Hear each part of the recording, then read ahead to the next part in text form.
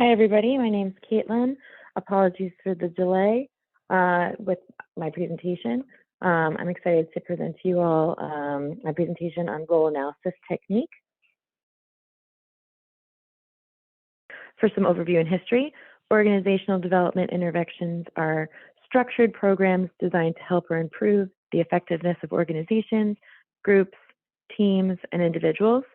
As our text describes, solving problems, fostering relationships, clarifying job roles, building skills are all common goals of organizational development interventions. We've learned that there are three types of organizational development interventions, which pertain to 1, individuals, 2, groups or teams, and 3, entire organizations. To address a problem or a development goal, OD practitioners should first identify the target recipient, diagnose the issue at hand, and develop an intervention method suited to target the objective, and execute the implementation intervention, and evaluate the effectiveness and modify a plan and subsequent courses of action. I was very interested in this topic, having been in the workforce myself for a number of years. I've witnessed structural and operational elements within my organization pertaining to the organizational management of individuals, teams and departments, and the organization as a whole. I was particularly interested in looking into job analysis as a management, as an organizational development intervention known as role analysis technique and role negotiation, as this intervention method pertains to both new and existing groups. Role analysis technique led the way for the progression and development of role negotiation exercise developed by Roger Harrison in 1970, as well as responsibility charting developed by Richard Beckard and Reuben Harris in 1977, and work redesign developed by Richard Hackman and Greg Oldham in 1975. The purpose of role analysis technique, including role negotiation and responsibility charting as an organizational development intervention, is to clarify job roles, expectations, and obligations in order to improve a team effectiveness. This technique is designed to accomplish the goal of clarifying responsibilities to individuals as a part of a team, as well as clarifying responsibilities for other members of the rest of the team in order to support a cohesive working relationship and systems. With the assistance of a OD practitioner, such as a trainer or facilitator, individuals or members of a team list simultaneously their role expectations and deliverables for themselves and each other. I was very interested in role analysis technique because it addresses resistance to change. Roger Harrison, 1970, outlined that many practitioners overemphasize resistance to change as a standalone issue and suggests that many practitioners underemphasize the importance of defining the energy and resources needed for change. Harrison in 1970 advocates that by defining these elements, we can overcome resistance to change by helping the client consciously direct and willingly devote energy and resources to a problem. Role analysis also addresses job satisfaction. According to Harrison, this technique is based on overcoming assumptions, feelings of loss or power or influence, and negotiating obligations between 2 or more parties so that each party agrees to change certain behaviors for mutual gain or benefit. People generally have increased satisfaction when they are feeling that they have self-advocated for themselves and negotiated their own terms. Target elements of role analysis technique include teams and groups. However, this intervention could also pertain to organizations as a whole. Role analysis technique can be applied to both new and existing groups. Role analysis technique as an intervention is particularly useful to new teams in order to establish and define roles and responsibilities within the organization and balance workload from the get-go. It's also helpful in cases of existing teams where dynamics are already established, where ambiguity or confusion might be present, or just to account for new changes. Certainly, I've been in long-standing team environments where dynamics change, and ultimately, in order to sustain or improve team effectiveness, there's a need to reanalyze the dynamic and individual parts of the team. ultimately to redefine who is doing what. Role analysis technique as an intervention directs change around relationships to improve cohesion and team effectiveness, and ultimately improve feelings of mutual understanding amongst team members.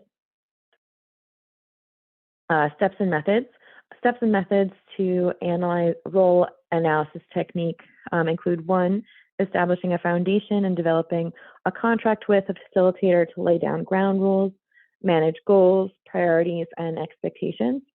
Step number 2, the facilitator will aid in issue diagnosis, investigating aspects such as time allocation and quality of work.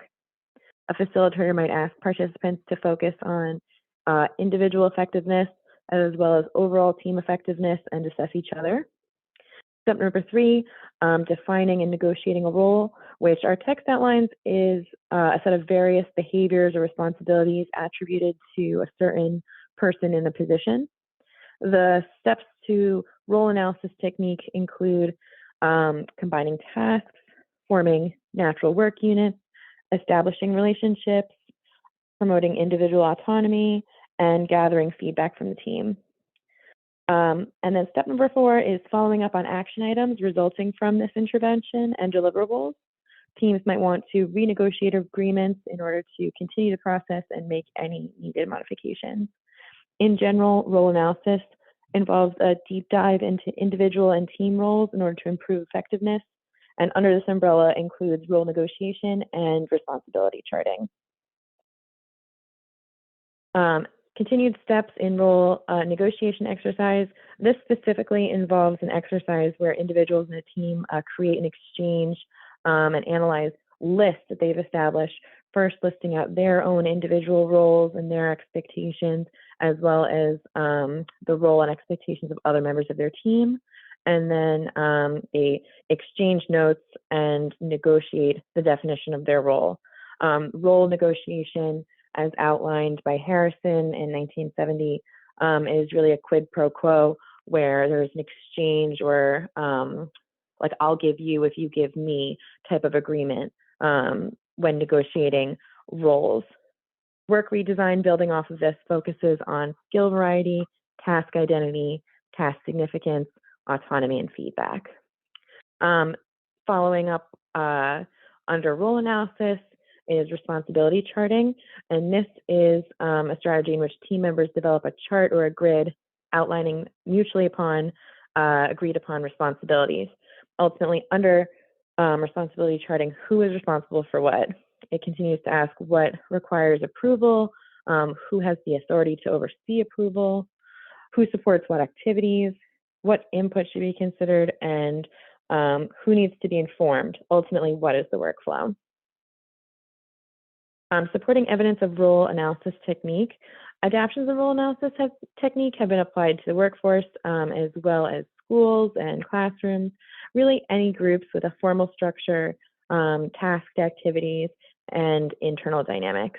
A number of case studies have been done into role analysis technique, including case studies by Farrell et al., Canella et al., and Lopez et al. Farrell et al. Found that role negotiation accounts in research practice partnerships occurred in more than 1 in 3 leadership meetings. Contributing factors leading to the success of role negotiation in these leadership meetings included team ambition and introducing new team members to existing team members. Canella et al. Also conducted a case study of role analysis suggesting that 3 main strategies be prioritized, including modeling the process of interest, identification, and allocation of roles required to complete a project's activities, and representation of these roles within the system of their matrix or their system of their role assignments. Lopez et al. Also did a case study examining relevant traits, their skill level, and their weight, and ultimately findings supported that relevant traits contributed to overall job performance and job definitions. Analysis and recommendations. So role analysis, charting, negotiations should focus on working operations and relationships between people, and not their personal feelings about each other. In order to analyze the efficacy of this intervention, OD practitioners should consider the dynamics of role negotiation. So the process should focus on workplace procedures and operations and the working relationships between people, not their personal feelings about each other.